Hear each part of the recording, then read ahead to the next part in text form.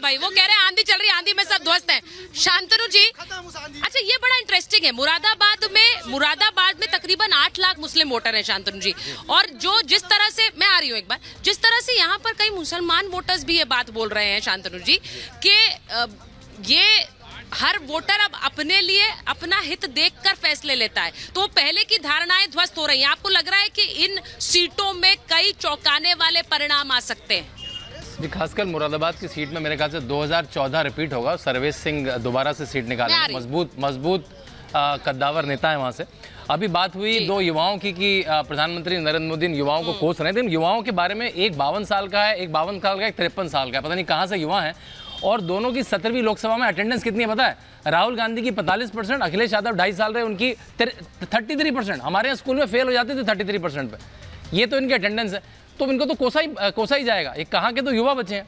और बिल्कुल ठीक है, जो ब्लॉक की वोटिंग होती थी कि ये सीट इस ब्लॉक में जाएगी, इस धर्म को जाएगी, इस जाति को जाएगी, वो सब खत्म हो गई। लाभार्थी वोटर बैंक है, उसको 4 करोड़ घर मिले हैं, 10 करोड़ टॉयलेट मिले हैं, 10 करोड़ गैस के चूल्हे मिले हैं, इसलिए वोट पड़ रहा है। वो पुरानी कैलकुलेशन, पुरानी ग्रामर, पुरानी व्याकरण सूचना थी, चेंज हो चुकी है। अब वो टीवी स्टूडियो में जो होता था कि एंटी इनकम्बेंसी, अब प्रो इनकम्बेंसी पे वोट पड़ता है। काम अच्छा होता है, जीवन सुधरता है, इसलिए वोटर जाके वोट करता है। देखिए, इन 102 में से कम 65 से 70 सीटें मिलने जा रही हैं। हाँ जी, देखिए मेरी एक रुचि बड़ी, शहजाद जी, दुष्यंत जी, नहीं, दुष्यंत जी के पास जवाब नहीं है। मुझे तो मौका ही नहीं दिया। देते हैं अदर डिबेट में किसी को। अरे दुष्यंत जी, आ रही हूँ आपके पास, इसी के बाद आ रही हूँ। बंगाल में 77% से ज्यादा वोटिंग हुई है और ये 5 बजे के आंकड़े हैं। बंगाल में 3 लोकसभा सीटों पर वोट हुआ है और 77% 5 बजे तक के आंकड़े हैं। अब ये आंकड़े क्या कह रहे हैं? बंगाल में बम्पर वोटिंग, मुझे हैरानी नहीं होगी अगर वो 80% छू जाए। जरा बताइए दुष्यंत जी, इसका क्या मतलब है? हालांकि 3 लोकसभा सीटों पर हो रहा है, लेकिन ये बड़े मायने रखता है क्योंकि वहां पश्चिम बंगाल में ममता बनर्जी वर्सेस बीजेपी खुलकर है। आप तो नहीं है, कांग्रेस तो नहीं है वहां पर। नहीं जी, बिल्कुल है कांग्रेस क्यों नहीं है, लेकिन मैं पहले गुप्ता जी का जवाब देना चाहूंगा। देखिए, मोदी जी की कितनी अटेंडेंस है उस पर भी बात होनी चाहिए। हाँ। क्या पार्लियामेंट के अंदर मोदी जी कितने दिन गए, कितना उन्होंने संबोधन कितने किए, मोदी जी की उम्र कितनी है? मोदी जी तो कोई 42 साल के हैं नहीं, मुझे लगता शायद 73 या 74वें वर्ष में वो हैं।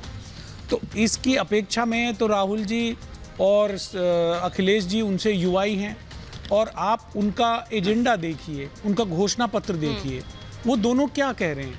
वो लोगों को कह रहे हैं कि भाई हम आपको, महिलाओं को 1 लाख रुपया साल की गारंटी देंगे, हम रोजगार की गारंटी देंगे, हम 30 लाख जो नौकरियां हैं, जो रिक्तियां पड़ी हुई हैं केंद्र सरकार की, हम उसमें आपको भर्ती देंगे, हम 25 लाख का आपको स्वास्थ्य का बीमा देंगे।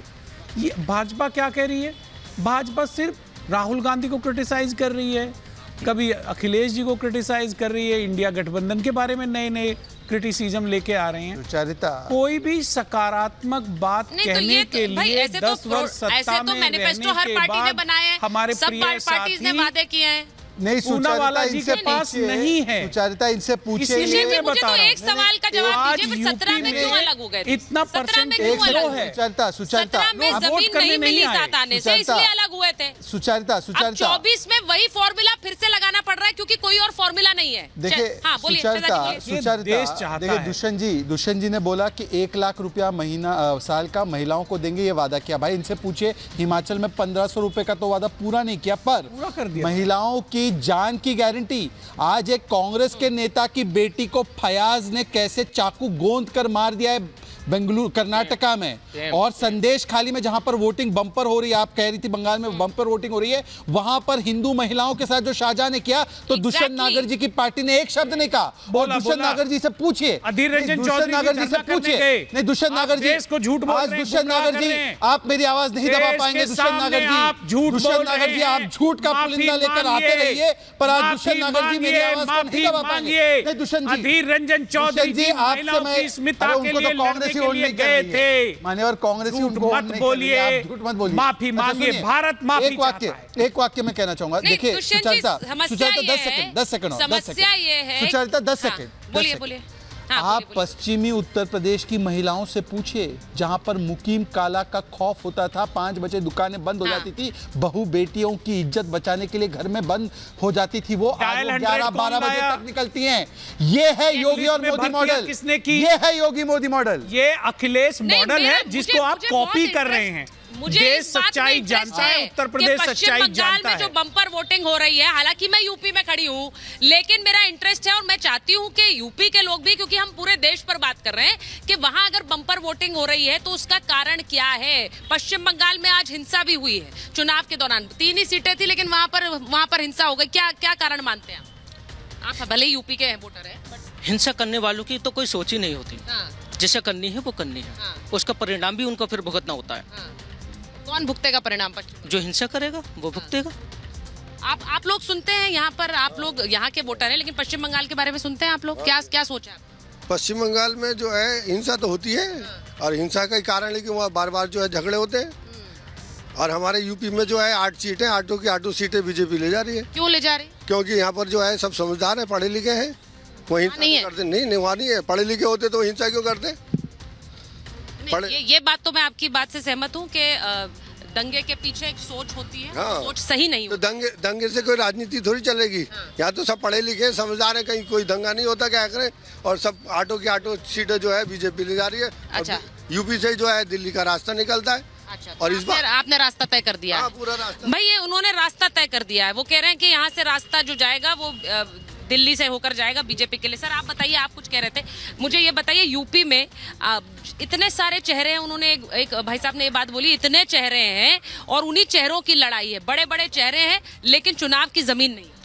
देखिए, चुनाव की पूरी तरह से जमीन है, और जैसा ये कहा गया, इंडिया गठबंधन की आंधी चल रही है। तमिलनाडु में भाजपा को एक भी सीट नहीं आएगी, मैं दावा कर रहा हूँ आज यहाँ से। और यूपी में? यूपी के अंदर आधी सीटों पर गठबंधन जीतेगा, और भाजपा जो है 10-15 सीटों पर, मतलब कांग्रेस और समाजवादी पार्टी जीत रही है 40 सीटें। बिल्कुल 40 सीटें पक्की है। भ्रष्टाचार में समाजवादी के बिस्तर जो लगते हैं पोलिंग के लिए वो खाली हैं, इनके पास एजेंट नहीं है।